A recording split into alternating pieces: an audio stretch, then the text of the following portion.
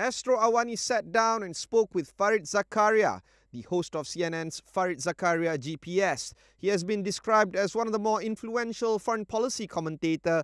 Farid Zakaria comments on the current need for a new global order and whether or not we do need a new structure.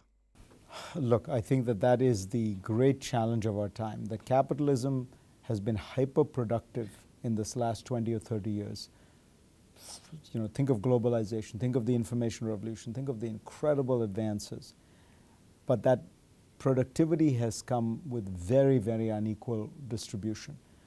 Forget about the 8 families, which is an amazing and kind of startling statistic.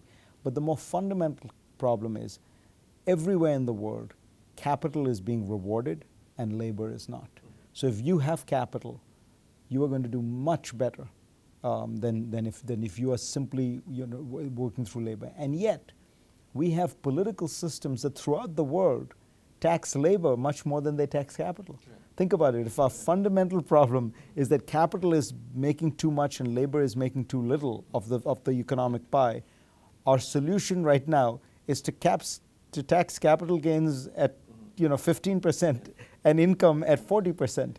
I mean, there's something we haven't figured out. We haven't realized that is the central challenge of our age.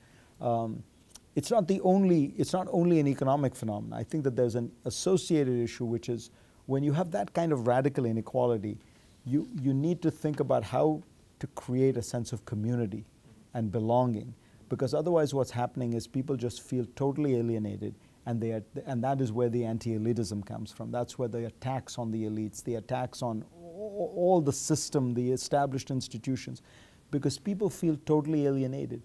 They don't feel they are part of the same country.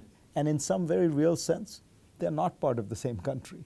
Farid Zakaria believes that regulators have the need and right to choose to regulate the market.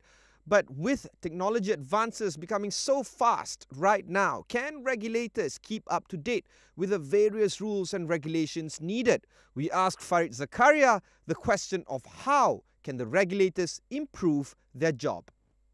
I agree. But remember, Glass-Steagall is a good example of how simple regulation can actually be very effective. Glass-Steagall is, I think, 20 pages, the entire act. Yes. Dodd-Frank, its replacement is 2,000 pages. I think sometimes the simplest regulations are the most powerful. Capital requirements, for example, for banks. Once you have significant capital requirements, perhaps even more than you have now, it forces banks to be more sensible. Similarly with things like fintech, yeah, of course the banks, the regulators will never be able to keep up with the market, but they don't need to keep up with the market. They just need to put in place a certain number of cautionary kinds of rules that ensure, for example, you're not gambling with other people's money. You have capital in order to protect you on the downside. You're not making use of illegal information or information that you shouldn't have. Those are the kinds of simple rules. Because look, at the end of the day, people forget markets that are not regulated are actually not free. They are, we all know this from experience of developing societies. You want to see what a market looks like when there's no government? Go to Haiti. Go to the middle of Africa. That's where, and it's the rule of the strong. It's chaos.